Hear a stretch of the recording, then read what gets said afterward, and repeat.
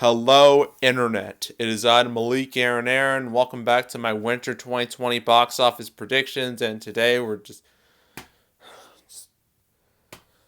my God, I'm gonna be brutally honest with you.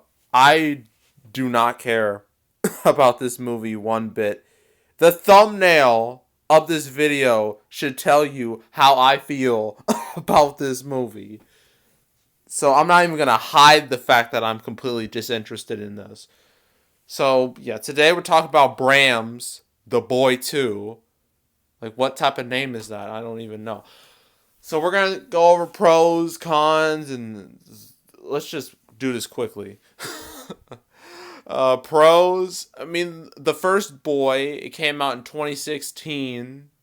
It was, your average, well, some would say you're ever so slightly better than average January horror movie.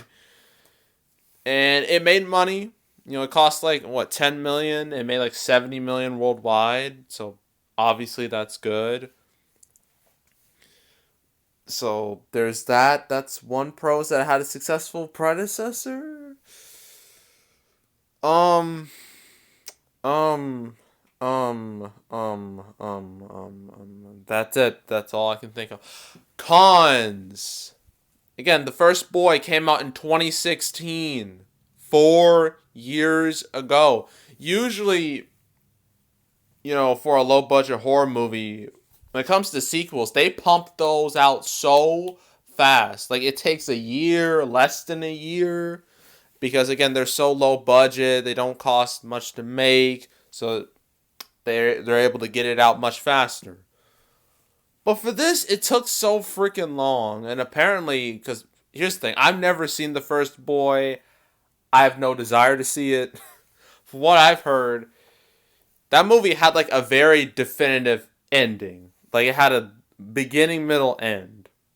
And then that's it. It doesn't set it up for a sequel. It doesn't do any of that.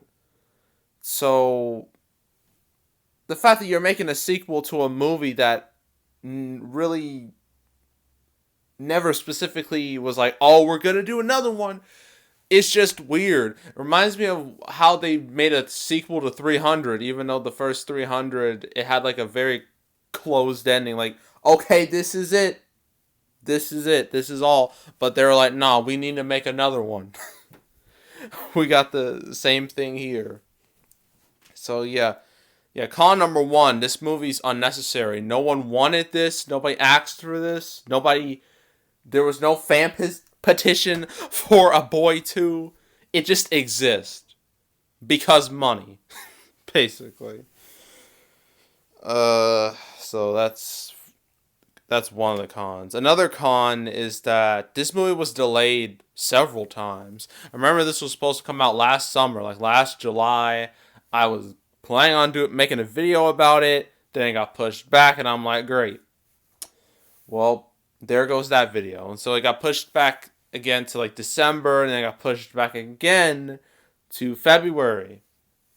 So, I mean, when your movie's being delayed that much, that's never a good sign. Another con is that the movie has bad reviews, which doesn't surprise me at all. It's like last I checked, 11%. Audience score is quite terrible too. It'll probably reach like, I don't know, a D cinema score, probably something along those lines. So, yeah. So the overall reaction to this movie is not going to be very good. The final con is that this is the sixth horror movie of 2020. Keep in mind, we're not even 2 months into the year, and there's already 6 of these. 6! I'm getting really tired of this. And there's another one next week, but at least that one looks decent. This looks like trash in comparison. And the other horror movies that have come out this year, they haven't been much better than The Boy 2. I mean, what did we have? There was The Grudge 2020, a mega bomb, got an F cinema score. Underwater, which some would say is the best of these movies, still bombed box office wise. The Turning bombed both at the box office and got an F cinema score. Gretel and Hansel also bombed. Uh, well, what was the last one? Fantasy Island. That overall box office wise, that's done the best out of all the movies, but it's still not great, and it also has a really lackluster score. And like, seriously, this is too much. Like, this is absolutely ridiculous. Like, and people love to complain. Oh, there's too many superhero movies. Anyone who says that, shut up.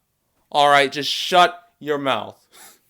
Because if you think superhero movies are bad, you think superhero movies are over saturated, you ain't seen nothing when it comes to, especially when it comes to the horror genre. Like, the horror genre has superhero movies beat when it comes to oversaturation. So I don't want to hear another word from anyone saying there's too many superhero movies. Okay?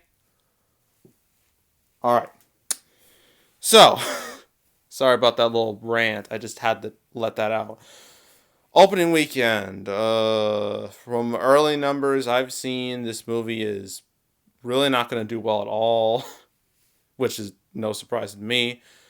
I think it's going to open to like 5 million, and then it's going to make like a little over 10 million total, and then it will die, just like the rest of the horror movies in 2020 so far. It'll join the pack, join the group.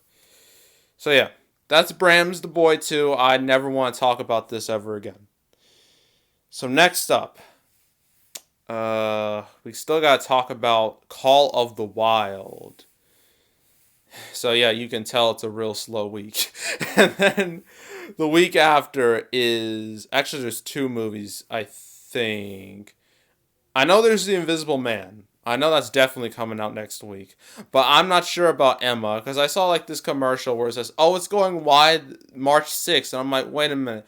Which one is it? Is it the 28th or is it March 6th? Like, give me an answer.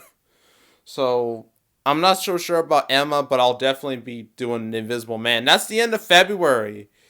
Yeah, after Sonic the Hedgehog, everything just went downhill.